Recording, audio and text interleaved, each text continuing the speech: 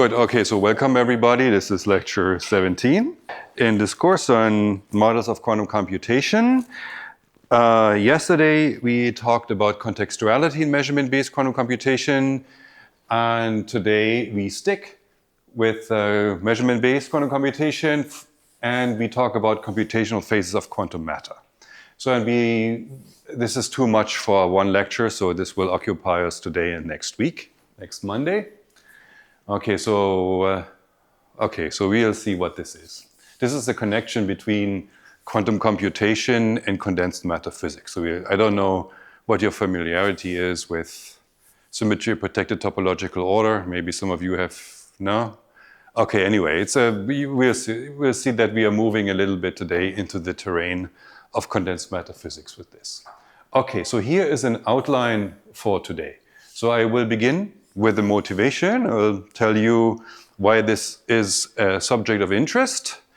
Then I give you a short history of the questions, so what has been done in this field. And then from this history portion, I'm just mentioning papers, and I explain one of them. And others we will talk about next time. And for those, we have to review a formalism. That's the formalism of matrix product states.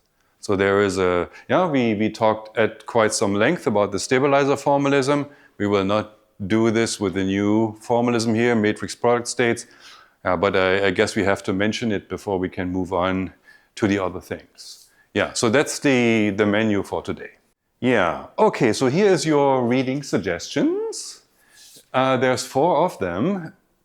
Here in this class, we will speak about this one and that one, and the other 2 we will only mention. So if you're curious, you can look them up. Okay, so that's the reading suggestions for today's lecture. Okay, so let's begin with the motivation.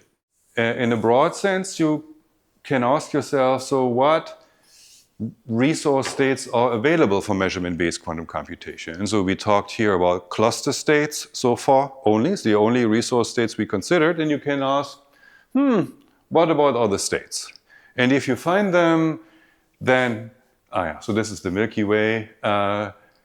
You could ask yourself, is it like the night sky? Are the resource states kind of separate points in Hilbert space? Or is it more like manifolds in Hilbert space? Yeah, what is the geometry of resource states for measurement-based quantum computation? And we don't know the answer to that question. So we only know parts to the answer, and that is what I want to talk about in these 2 lectures. Okay, so here comes this paper that we will later review, and that's kind of the beginning of the history of the subject. So this is David Gross, Cologne, Steve Lamia at the time, I don't know, somewhere in the US, and Jens Eisert from Berlin. It's a paper that's about 15 years old. And what they found was that if you sample uniformly from Hilbert space, then resource states are rare. Yeah? So most states in Hilbert space are not useful as computational resources. And there is a reason for that.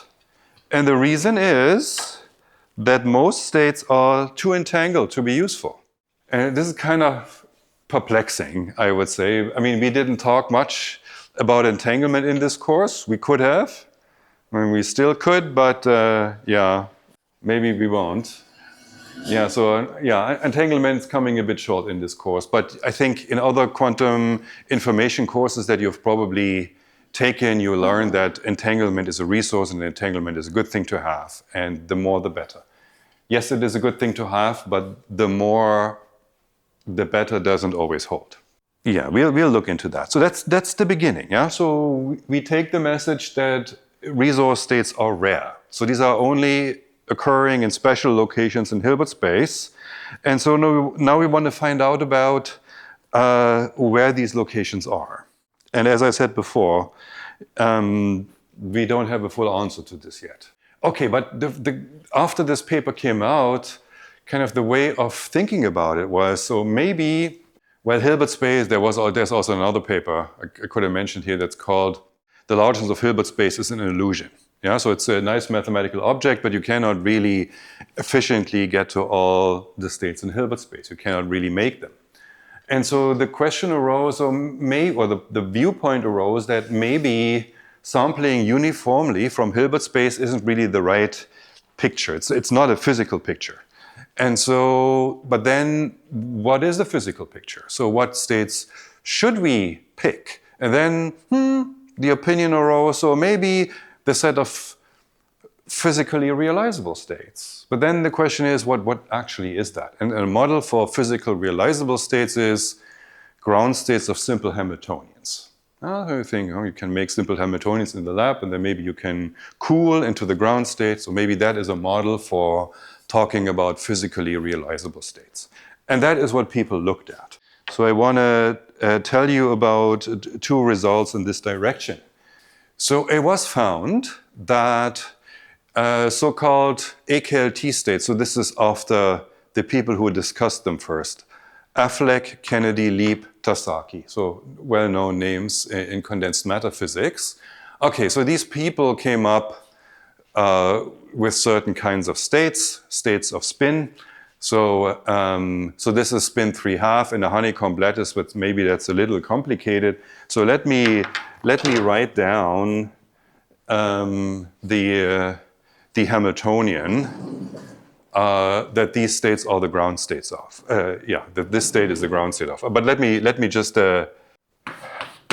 talk about AKLT in 1D. Because here's where I actually remember the Hamiltonian, sort of, hopefully. Okay, so the Hamiltonian, okay, so in 1D, so we have a spin chain.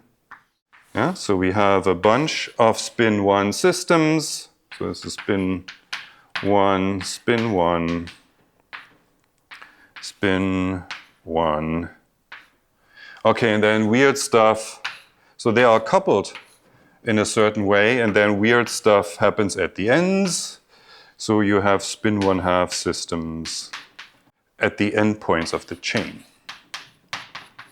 Okay, but let's not talk about that. That's not so relevant for us here. Okay, and so now then the Hamiltonian terms, they act on pairs of spin 1½ systems. So let me write down, to the extent that I remember, what the Hamiltonian is. So the Hamiltonian is the sum over all sides I, and now comes, okay, so maybe we have a coupling constant, maybe we have an H bar here too, something like that. Okay, so we have the spin at side I, and we take the dot product with the spin at side I plus 1, yeah? And these are the spin operators. If this was spin 1/2, these operators would be Pauli matrices, but we do not have spin 1/2, we have spin 1, and so these are different matrices. I mean, that is, probably know this from quantum mechanics. So this is the spin 1 representation of SU2, yeah, and this is 3×3 matrices. Okay, good. So that's not the Hamiltonian yet. But that's also a very famous Hamiltonian. What Hamiltonian is this? Heisenberg Hamiltonian, exactly. Okay, yeah, and the Heisenberg Hamiltonian is kind of the big deal in this field. So people want to find out about ground state of the Heisenberg Hamiltonian, what it looks like, and if you make your system infinite, is there an energy gap above the ground state, and how does it scale, and so on and so forth. So Heisenberg model is very, very important in theory, in physics, in condensed matter physics, but people couldn't solve it. And so the AKLT Hamiltonian is a Hamiltonian that's kind of close-ish to the Heisenberg Hamiltonian, and it has the same symmetry. So this symmetry is rotation invariant. And the AKLT Hamiltonian shares this property of being rotationally invariant.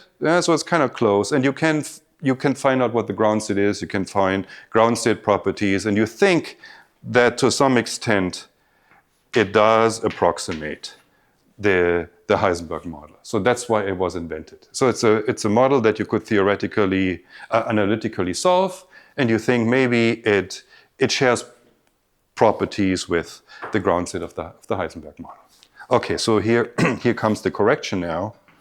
So this is Si times Si plus 1 vector squared. Good. I'm not going into at all how you solve for this model. But I just want to give you a motivation for why condensed matter physics looked at that system. They really wanted to get a handle at the Heisenberg model. And so here with this model, they could at least come close. So that is why the AKLT model is of relevance in theoretical condensed matter physics. Okay, and then we quantum information people, we did something different with it. Yeah? Okay, but you see Ian Affleck here too. So you see he contributed to both words. He came up with his co-authors with those states, but he also contributed to the quantum computation side on it. Okay, so these are also, spin 1, can't really do too much with it. We've seen this dimensional reduction in MBQC. Yeah, so one-dimensional resource means fixed number of logical qubits, so can't really do too much with it. So you want to go to dimension 2. And then you talk about these spin 3.5 AKLT states and how you show that these are universal computational resources is kind of a long song and dance, and it's a really fun problem. You map it in the end to the percolation model, and then you simulate that model numerically, and you find that you are above the percolation threshold. Yeah, it's just also an interesting read if you have an interest. But for us, so we are not talking about it any further in this lecture. So this is the point where symmetry enters. Yeah, into this whole discussion of MBQC, measurement-based quantum computation.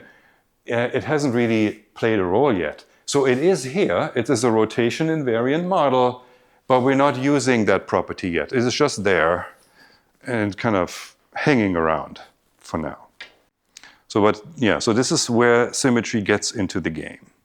Very, very softly without making any noise or any effect. Yeah, so now comes the next step. This is by these people down here, Andrew Dharmawan company. So they generalize this result on the AKLT state, and namely they observe that the AKLT state is part of a physical phase. So they can deform the AKLT Hamiltonian in a certain way and drive it through a phase transition. So to the left of the phase transition, so AKLT sits at this A parameter at 3, so it's on the far left.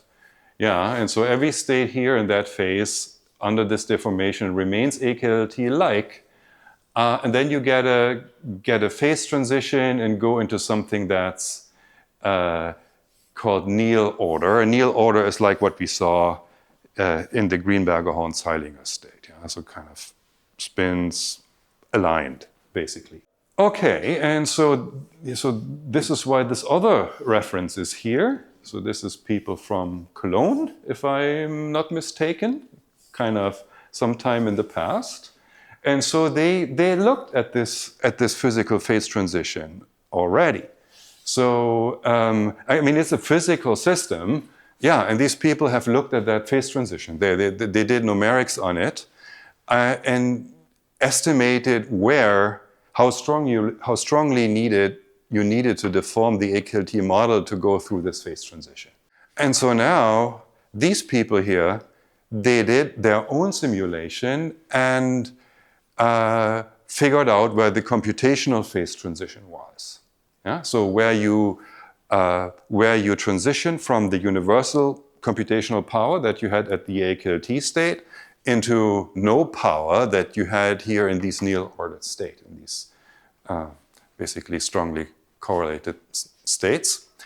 And they found that the computational phase transition and the physical phase transition coincide. Yeah, they are exactly at the same point. So when the physical order changes, the computational order changes as well. And so that was, yeah, so we are talking about computational phases of quantum matter now, and this is basically where you can see it first. And also, these people here were among those to coin the term computational phase of matter. Okay, so here you see, for the first time, the notion of phase coming in together with the notion of symmetry. Okay, so specifically the notion of physical phase is coming into the discussion. And please ask questions. If you have questions, please ask questions. Good. Okay, so now comes the paper, I think that is the proper sort of, more or less, beginning of the field. So this is by Akimasa Miyake over here from the University of New Mexico. At the time when he wrote this paper, he was at the Perimeter Institute in Canada, in Ontario. So what did he do? So he wrote this paper, Computation on the Edge of Symmetry Protected Topological Order. Okay, and then he draws a holographic screen. It's a little futuristic, the whole thing. But so the setting was the following. So you have a chain of spins, and so you measure the respective, and so this is the ground state of some Hamiltonian. And now you measure the respective endpoint of the chain. But before you do that, you decouple that spin from the remainder of the chain so that it is, so that you're not excited in the spectrum when you do the measurement. Okay, so you decouple, measure, and that is some form of measurement-based quantum computation. The only difference is that you have this adiabatic decoupling in addition. So it's both adiabatic and measurement-based. Okay, and so what Miyake showed for this setting is that you could do measurement-based quantum computation and you didn't need to know what your ground state was and what the Hamiltonian was. None of that you needed to know. All you needed to know is that you have a symmetry present. And if that symmetry was present, you could conclude from there. You could compute from there. Yeah. And so that's what he showed. And he also realized what this is connected to in condensed matter physics. It's connected to what's called symmetry protected topological order. So he realized it on the spot. And his vision was that this would bring measurement-based quantum computation more towards condensed matter physics. Yeah, okay, and I think that has also happened. Good. So, and so that is, I think, more or less the real starting point of this whole endeavor of computational phases of quantum matter. There's a tiny, mismatch that you have this element of adiabaticity in here. That's not really part of measurement-based computation, but really it is the paper that makes the connection to symmetry-protected topological order. So what Miyake does here is he defines the setting. Symmetry-protected topological order is our setting, and he shows how to compute in a slight variation of that setting. Good. So that's really the starting point of all of this. Good. Okay, so now let's recap the definition of our setting, so that we are firm on what we are talking about. So this is our setting. So what's sketched here is a parameter space. So we have Hamiltonians, and we have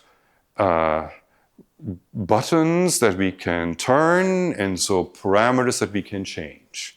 So the Hamiltonian is changeable, but we have this constraint that we have to have a symmetry enforced. So we are changing the Hamiltonian, but it must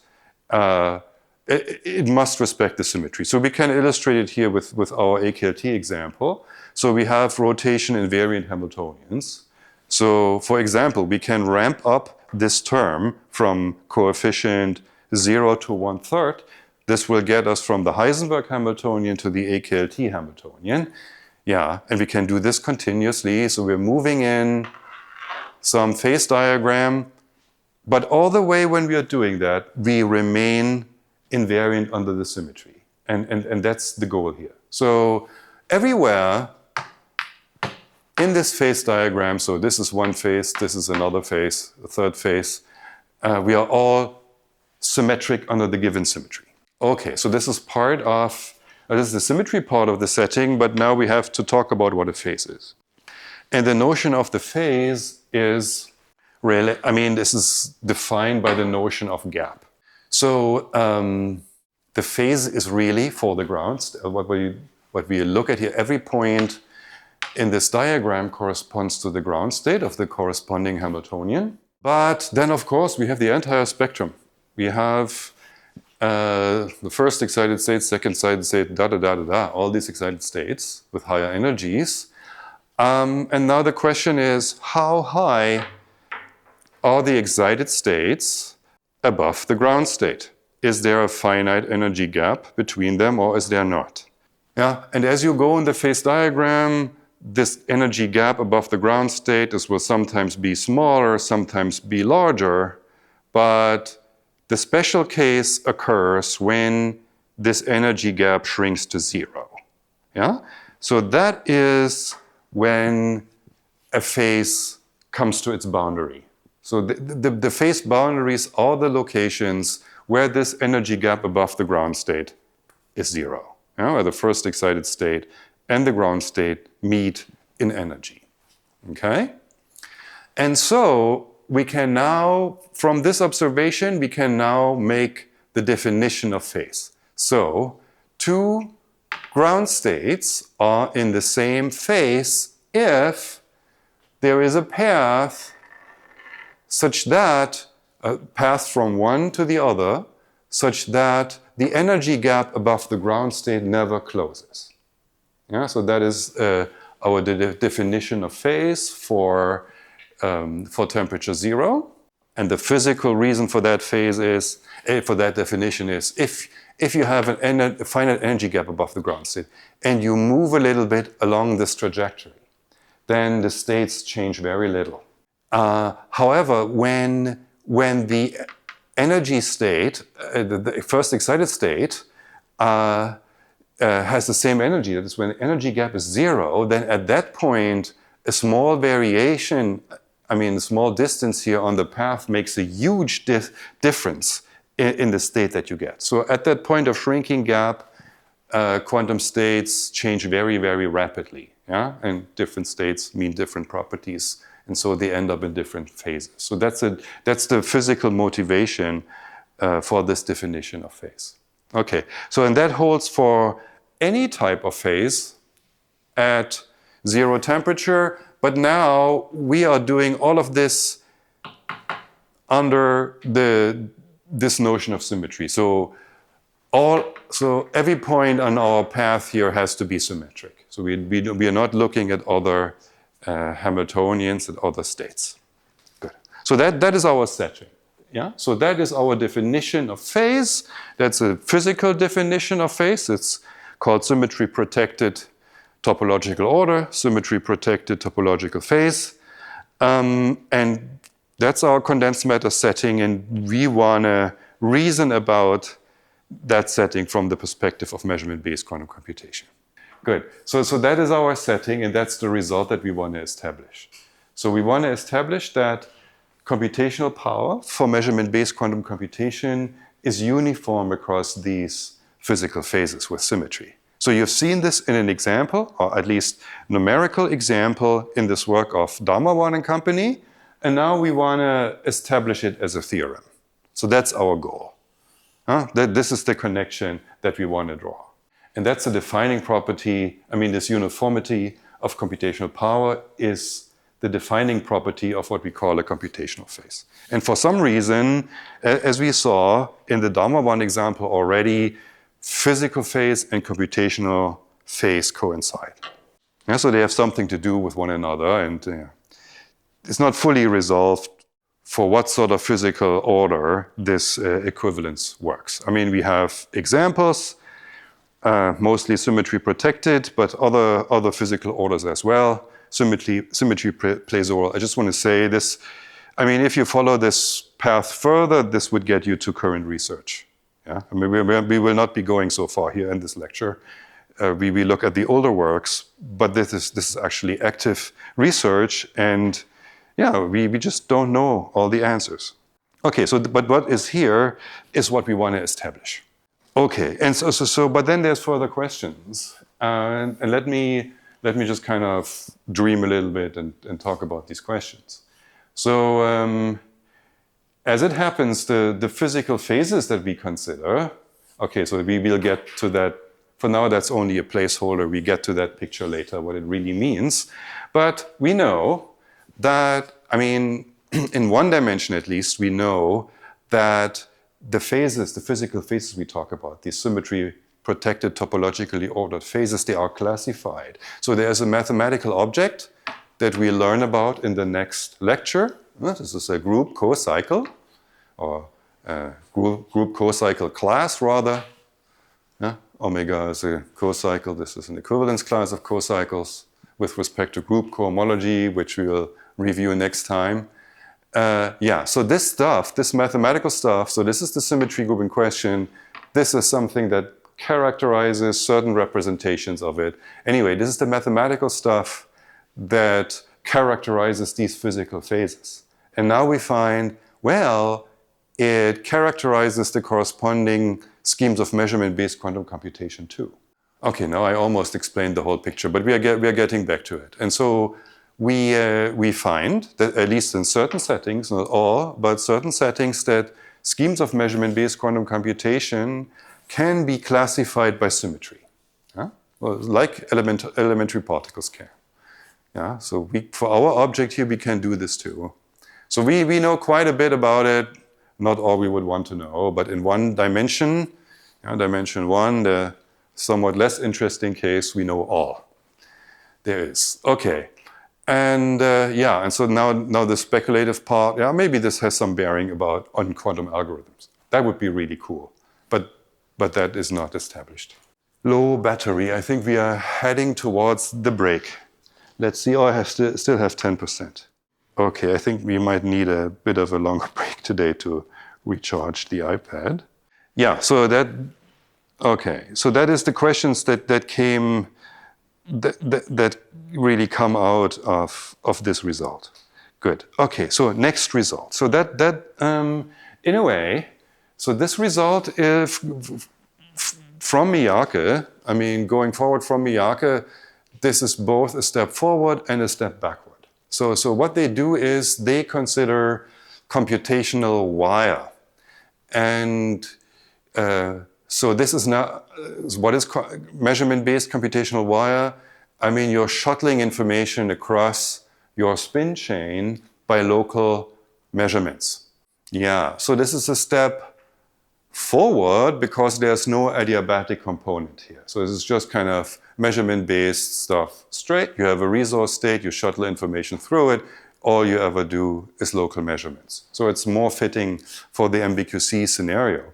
But it also makes a step back, because in the Miyake scenario, the previous result that we looked at, this was computation.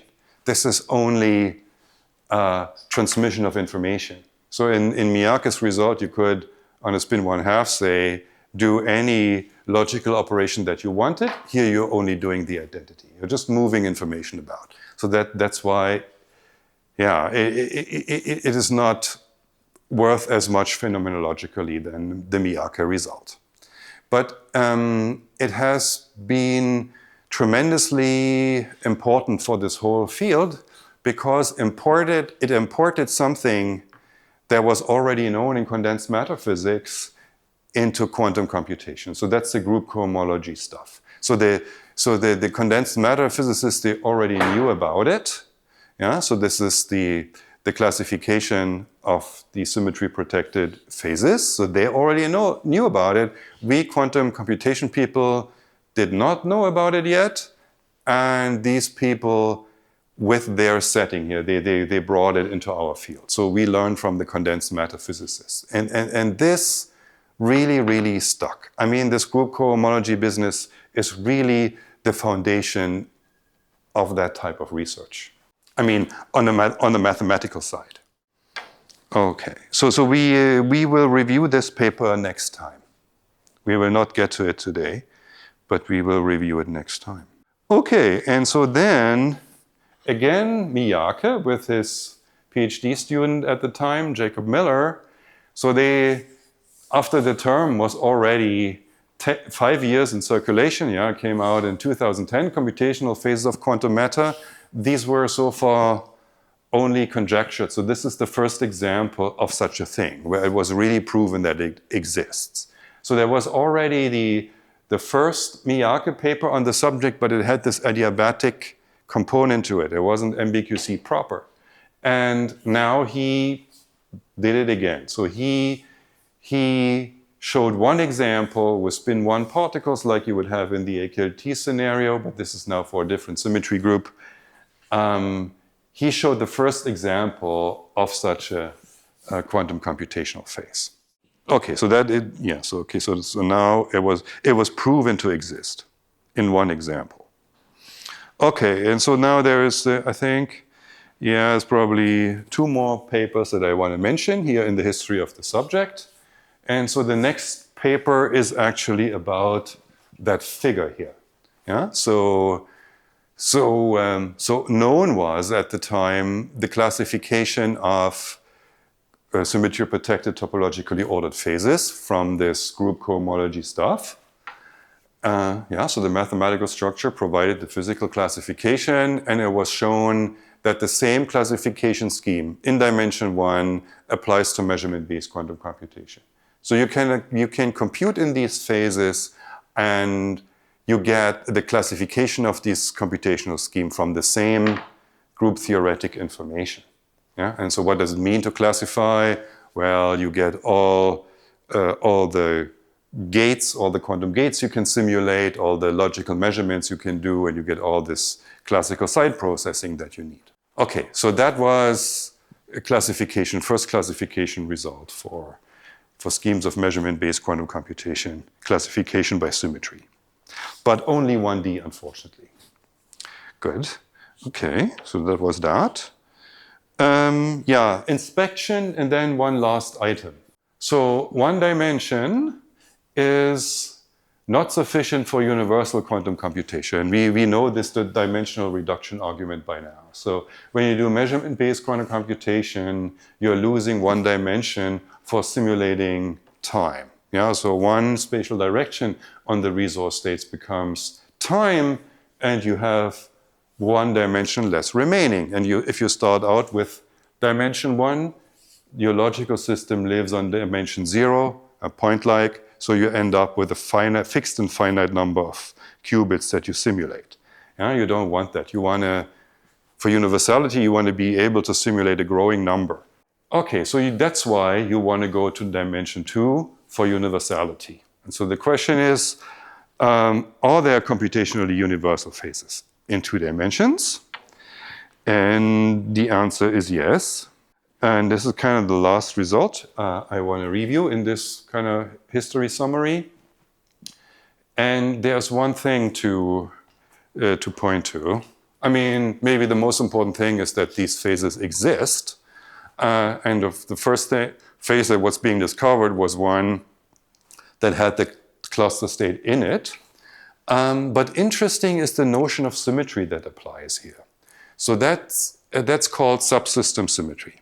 So let me contrast this with the symmetry that we would have here in the AKLT or Heisenberg setting. So this is called a global symmetry. So what's happening over here is that on every, so you pick from your symmetry, you pick a particular element and apply that symmetry element to the chain. So then the symmetry acts by a representation on the system of spins. And the way the symmetry we are used to it acting is what we call global. It's kind of a local global thing. So the symmetry acts on every spin separately, but it acts on every spin. And it acts on every spin in the same fashion. That's what's called a global symmetry action. And that's not what's happening here. So in these subsystem symmetries, you have a situation like this. So this is one element of the symmetry group. So the symmetry group is Z2 to some power. And so what we see here is a particular element of the symmetry group is acting by a Pauli spin flip here, Pauli spin flip here, and here, and here, and here, along this line of spins. And it's acting trivially by the identity everywhere else. So it is acting by a certain geometric pattern on this state. And then you have another element of the symmetry group that acts like this, and so on and so forth. So you have this geometric structure in the action of the symmetry on the spin system, and that's called a subsystem symmetry. The 5%. Okay, so okay, I'm racing towards the break. Good. Okay, subsystem symmetry, and in such settings with subsystem symmetry, you can establish the notion of computationally universal phase. Okay, so and that was kind of an important point. I mean, kind of you wanted to advance it to that stage to show that, this idea of computational phase captured the notion of computational universality. If it had not, it would not be particularly interesting a notion. Okay, but it does. And so this is the end of the history part of this lecture. And so the next thing is too entangled to be useful. So this was the Gross and Flammia-Eisert paper that we discussed at the very beginning of this lecture. So saying that quantum states that are very highly entangled by a certain measure, they are really completely useless for measurement-based quantum computation, and also basically every state in Hilbert space is like that. Okay, so I think I'll do the first part of this lecture here on the board so that the iPad can charge a bit longer, which means you have to bear with my handwriting. So apologize for that. All right then. So what we're discussing is this paper of David Gross, Steve Flammia, and Jens Eisert. And it's called something like Too Entangled to be Useful. And it's a PRL from, I've got 2009 maybe, and you find it in the notes, in the slides. You have the full reference. Okay, and so there is a theorem. Says something like, so consider a resource state, maybe I should say n qubit. N is a parameter, number of qubits is an important parameter in this. Qubit resource state, apologize for my handwriting, psi with its amount of entanglement. This is entanglement measured in a certain way. It's going to be a geometric measure of entanglement. I define it later. So the entanglement of that state is going to be n minus a tiny little bit. So we will establish in a moment that the maximum value this entanglement measure can take is n. And so these states are close to maximally entangled. So we will show, okay, so now the statement. So for any measurement-based quantum computation, and I put in brackets here, regardless of the classical processing. So if you remember yesterday, we had the contextuality arguments, and they didn't care about what the state was at all, was of no concern, but they were caring very much about the classical site processing. Today, it is the opposite. So we care about what the state is and what property it has, namely close to maximally entangled, but the processing is totally irrelevant for the argument today. Okay, so let me write this down. Regardless of the processing, Yeah. So that's not the. So for any MBQC that succeeds with the probability, greater or equal than 1/2. Okay. It can be. That was idiotic to start with a 4. So any such computation can be efficiently classically simulated. Okay, and so this is not the original phrasing of the theorem. I mean, there's lots of epsilons and deltas in the paper. I'm being a bit brief here, just to get to the essentials. Okay, so this is the theorem. So in other words, if we have nearly maximally entangled state by that particular measure, then these states are useless for measurement-based quantum computation, which is counterintuitive.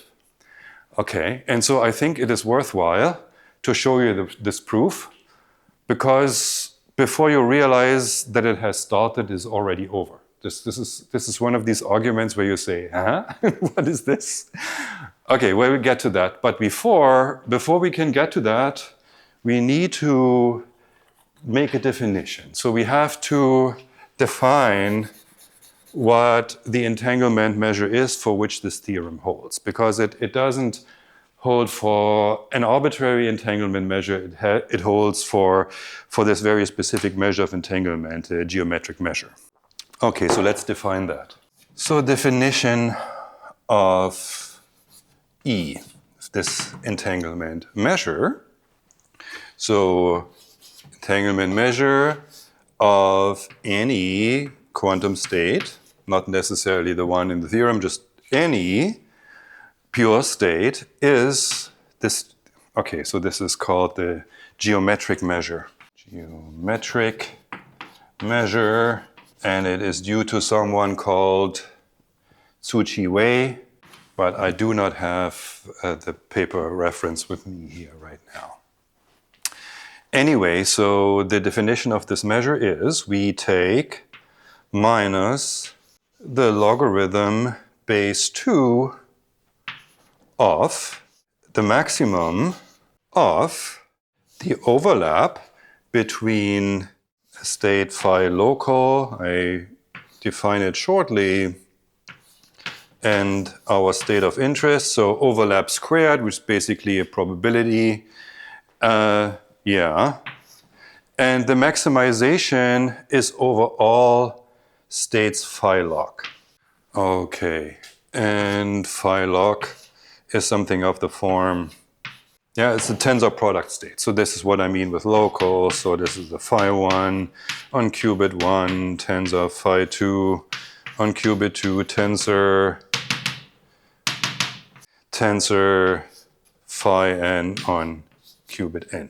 Okay, yeah, so that's what I mean, tensor product states. Okay, so we are taking the overlaps of our state of interest with all tensor product states that are around. We are looking for the largest overlap and then take the logarithm base 2 of that value and the negative of that, and that's our measure. Okay, so measure of entanglement means certain things. So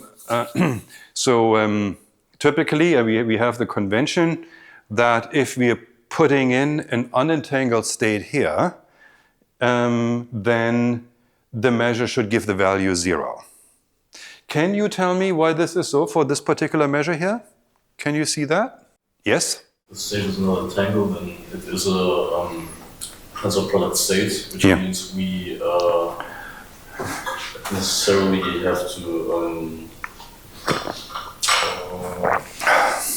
we get 1. Yeah. If this state of this form, you put psi here on the other side. It is in that set. Mm-hmm.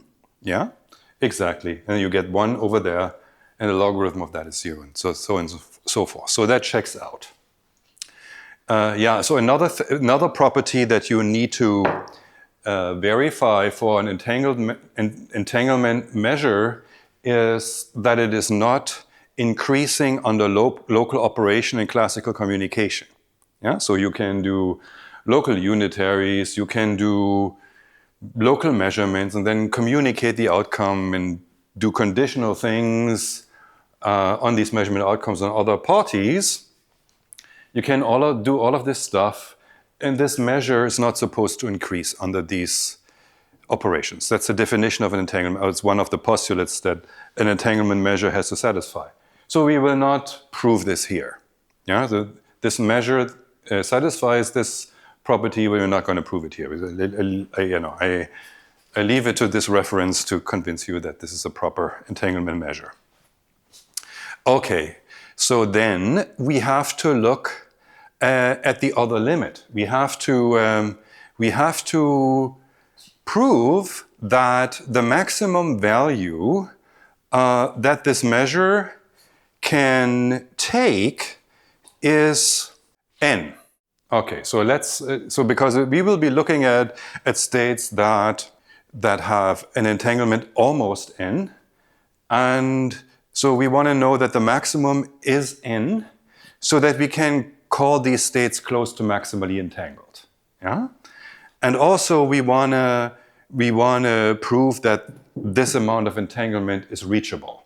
Yeah, so if only n½ was reachable, then it would be a nice theorem, but wouldn't apply to anything. Yeah, so that's why we want to show that. So that value can be attained. So we want to basically what we want to show is, maybe I'm using another board. So what we want to show is something like, so I let this dry. So what we want to show is that the entanglement for any n-qubit quantum state is smaller e equal to n. So that's the statement. Okay, and the proof is indirect. So assume there exists a state psi such that E of psi is larger than n, and we wanna drive this into a contradiction. So if this holds, so suppose it holds, what does it mean for this maximum of overlap? I think it has to be smaller than 1 or 2 to the n. Yeah. Has to be smaller than that. That's right. I mean, maybe it's better to do this at a quiet moment, to see which way these signs turn and so on and so forth. Yeah. Okay, but this is the correct answer. Okay, and so now consider an orthonormal basis of, give it a name, call it B, and this is made of local states. So it's an orthonormal basis, but it's also a local basis. It's all made of local states, so let's call them phi local I, and it's an O and B, so I runs from 0 to 2 to the n minus 1. Okay, and so then if the maximum over all local states, the overlap, sorry I forgot the square, is smaller than 2 to the n, and it certainly holds for any local state.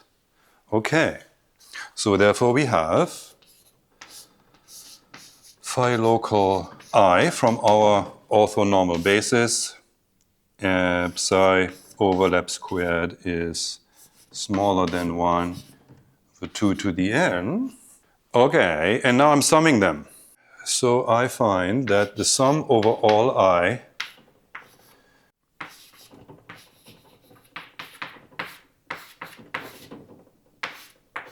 is smaller or equal 2 to the n, which is the number of basis states divided by 2 to the n.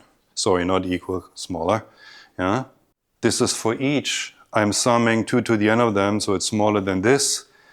And so it's smaller than 1, and that is a contradiction, because that sum has to be 1. Yeah? So this is just, basically, this is the probability of, when I measure in this orthonormal basis, this here is by the Born rule, the probability of finding the outcome I, and I have to find one outcome with certainty. So those numbers they are supposed to add up to 1, but our result says that they don't. And so this means the assertion was wrong. And so indeed, this holds. Yeah. Okay, so now we know that n is the maximum value that this entanglement measure can take. And and so the states that occur in the theorem are really those that are near maximally entangled. So it's the near maximally entangled states that are guaranteed useless. But that we still have to prove. So we haven't done anything about the proof of the theorem yet. We have just so far only considered the notion of geometric entanglement. So, okay, so let's prove the theorem. And you will be surprised how fast this is over. Okay, so we define a set of good outcomes. This is, No? Okay, so this is the set of good, maybe I should put the quotes here, good, set of good outcomes. Set of good outcomes. And so this was, okay, so what does good mean here? So we have this computation, so there's the resource state, there is measurement on it, and then we have all these outcomes, and these outcomes are post-processed in some sort of fashion. We don't know which fashion.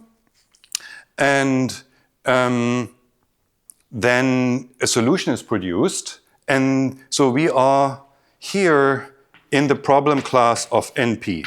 Maybe that should have been part of the theorem statement. So we are here in a situation where the problem is efficiently checkable. If you have a solution to the problem, may be hard to obtain, but once it is obtained, we can efficiently check it. So that is in the problem class NP, and that is what we are working with here. Okay, so the measurement outcomes have been obtained, all the classical processing runs, solution is produced, and then it can be efficiently checked. And so we can classify all those measurement outcomes, all those sets of measurement outcomes into good and bad. Good means after verification, the problem was really solved, and bad means the problem was not solved. Okay, so this is what the set of good outcomes means. So every outcome is an n-bit string. We do n measurements, and they can be good or bad. And good is when they lead to a certified solution. Okay, and now we want to figure out how large that set is going to be. So from the assumptions that we have made, we can find a bound on that. So we said in the theorem statement that the computation has to succeed, whatever quantum thing we do, it has to succeed with probability larger than 1/2. So that is our reference setting. Yeah? So that's the assumption. Okay, so the probability of success, we're discussing the probability of success. Yeah, and this is 1/2 by assumption of the theorem. And so this is, so let me see, so this is smaller than the sum over all outcomes S in G. N-bit strings of outcomes in the set of good outcomes, probability of S occurring. Okay, and so now for every outcome S, we have from that bound now. So we see that this is the entanglement. So when we assumed the opposite, we found this holds, but this was falsified. So now from the real expression of what this entanglement is, so this gives us a bound on what this overlap is going to be. And so, oh, actually, this is not so this is with an equality, but this is now bounded by the size of the set times a bound on what this can be. And so from this expression, in a similar way that we got it for the other direction, this is 1 divided by 2 to the power n minus delta. Yeah? So the maximum overlap you can have for any state is based on that amount of entanglement. So the maximum overlap can be this. Yeah? And so any overlap, I mean, the overlap between our resource state and any local state, oh, remember, I forgot to say that we are doing local measurements now. So these states that appear here by the Born rule, yeah, phi and psi. So this is the resource state. These are the states from the local measurement basis, yeah, and they are just local states. So that bound must apply, yeah, and the bound on these overlaps is this. Okay. So, yeah, okay, fine. And so now we solve this for the size of the set G. Yeah, okay, so we just have to multiply this factor with this factor. So we find that the set G is larger or equal to 2 to the power n minus delta minus 1. I've just taken this factor to the other side. Okay, okay, and so now the fraction of good outcomes. So now we are considering the fraction of good outcomes divided by all outcomes, which is 2 to the n. Yeah, we have n measurements, 2 to the n possible outcomes. So this is now larger or equal to, yeah, what is it actually? So 1 over 2, 1 plus this little delta. So it's close to 1/2. If it's a little under 1/2.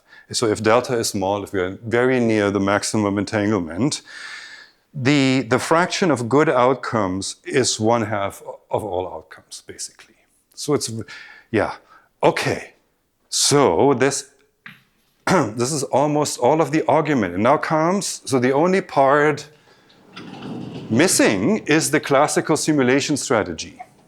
So now we come, so remember, we wanted to show that such computations are efficiently classically simulable.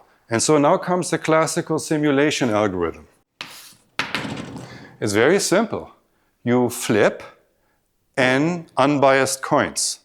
That's all. I mean, that's basically it. Flip n unbiased coins. Yeah?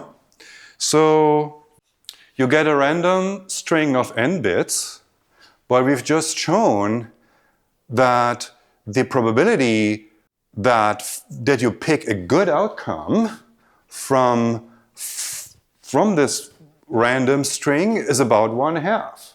So here you flip n coins, and with probability of this, so it's 1/2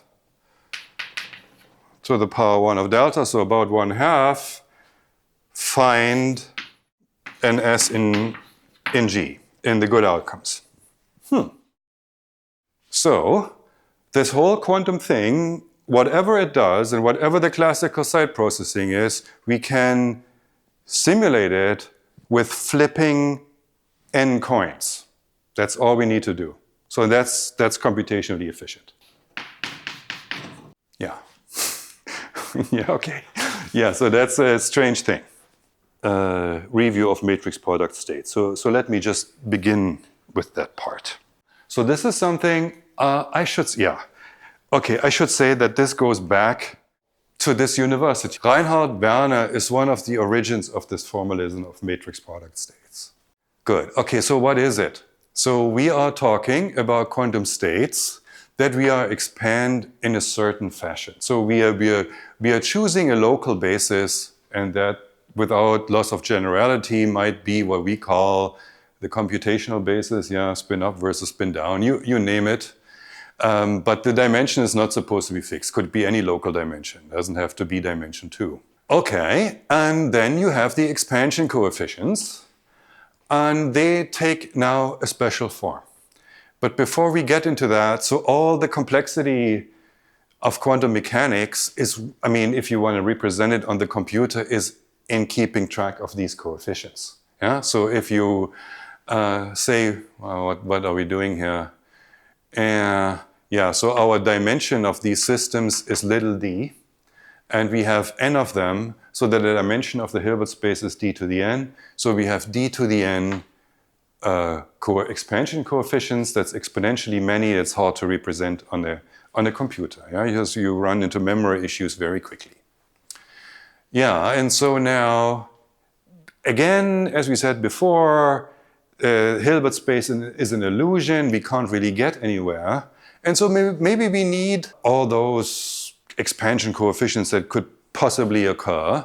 And so this is the assumption here. So you take expansion coefficients that are of a particular form, and this gives you now a class of states. Maybe you could call it a variational class of states that you can describe. And maybe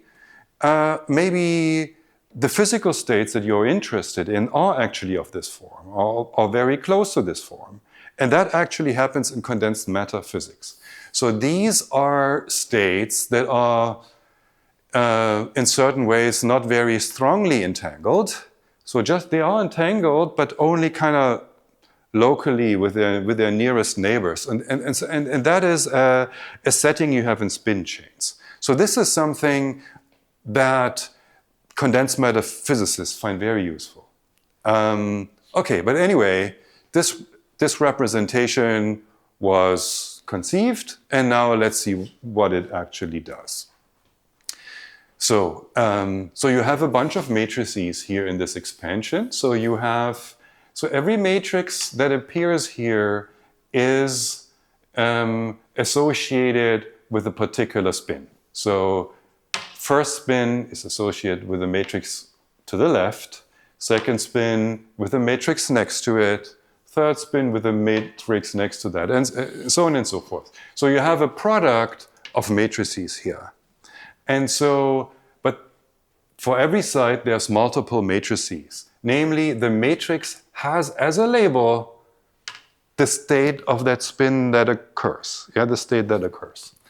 So if this is spin down, there's a particular matrix here. If the spin is up, there's another matrix here.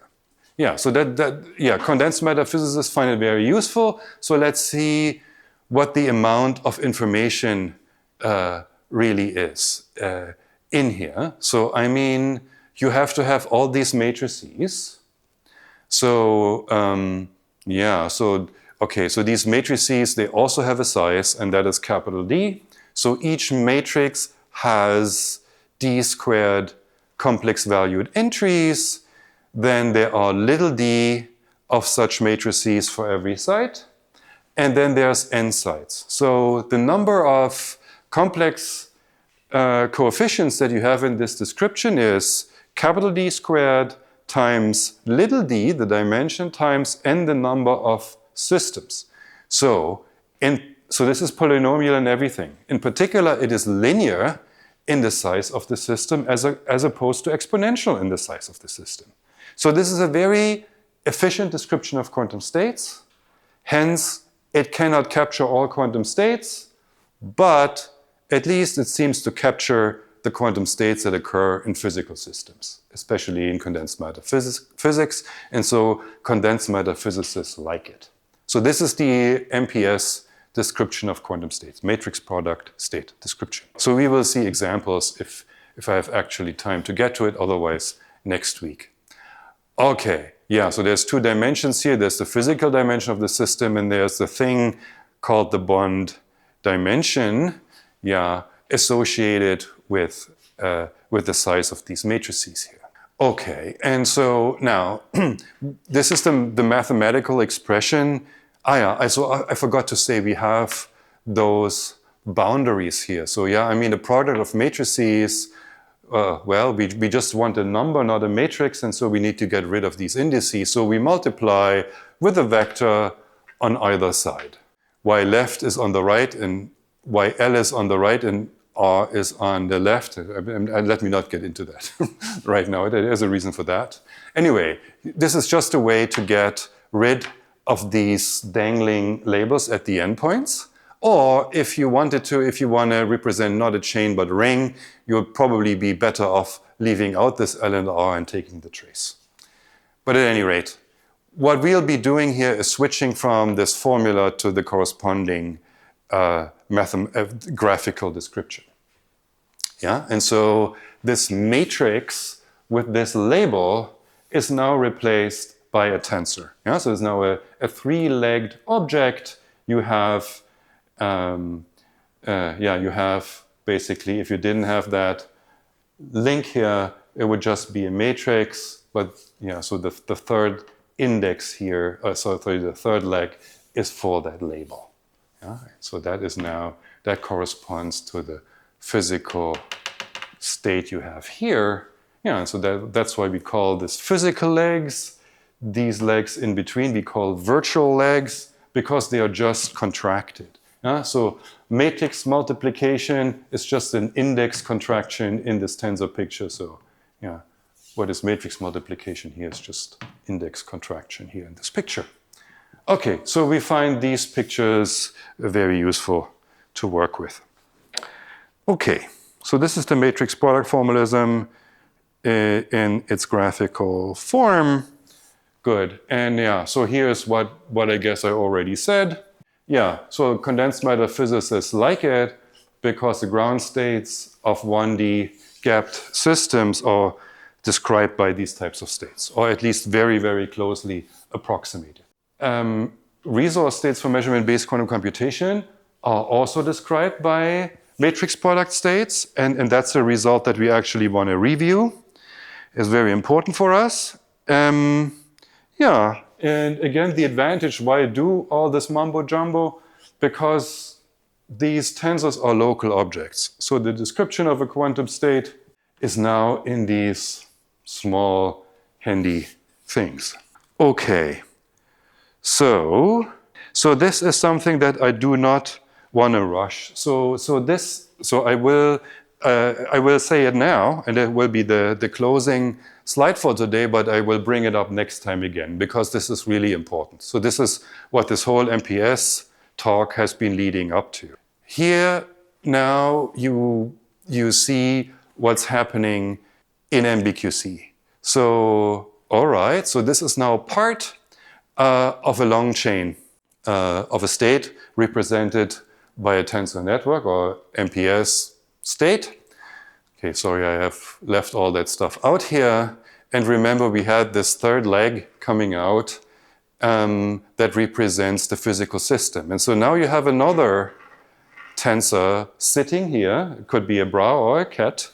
It is a bra, actually, and so that represents the measurement. Yeah? We are measuring in a certain basis. This basis has a basis state phi, and yeah, so we're now looking at the overlap between the resource state and that post-measurement state. So again, so this product is again represented in this graphical language by tensor contraction. Yeah, we have two tensors, we're contracting an index of both. Okay, and then when you do that, you get some other matrix because you have two links left over. Yeah, you have an incoming and an outgoing. And so what after the measurement, what this tensor A becomes is a matrix that represents a transformation. I need to check if I have a slide. No, I don't. Next come examples. So then I need to go back to the earlier slide. So this is now what happens. So this is the resource state. Okay, and now we have these tensors for the measurement. So they represent the measurement. Okay, and so now you can think of what's happening here is, so this whole object is a transformation. Yeah, so it has a state going in, so then now it's a linear operation, just matrix, and it has a state coming out. Yeah, so an input state is transformed, an input state is transformed to an output state by a linear operation. And so that is the MPS picture of measurement-based quantum computation. Yeah, so you're simulating the circuit where these A's, these A matrices now after contraction, yeah, where these matrices are your gates. You want these gates unitary and so on and so forth so that you can do the correction, So there's a couple of things that have to check out for measurement-based quantum computation. But so this is the overall picture. So I hope I made that point clear, and I will probably say it at the beginning of the next class as well. So we say that when we think of measurement-based quantum computation in the MPS picture, that the transformation of the logical system happens in this virtual space. Yeah. So, okay. So that is the point that I wanted to review about that paper. You are invited to have a look at it. Good. So this is the MPS picture of measurement-based quantum computation. And so the reason we care about it, so there will be examples. The reason we care about it is this paper by, okay, apparently I'm not explicitly referring to it anymore, but remember that Sydney paper, Bartlett, LZ company, the group cohomology paper, of which I said that this was bringing all the relevant characterization in terms of group cohomology from condensed matter physics to quantum computation. So that paper builds here on the MPS picture. That is the reason for reviewing the MPS formalism. Yeah, okay, and about the paper from Sydney and what came after, we talk about next Monday.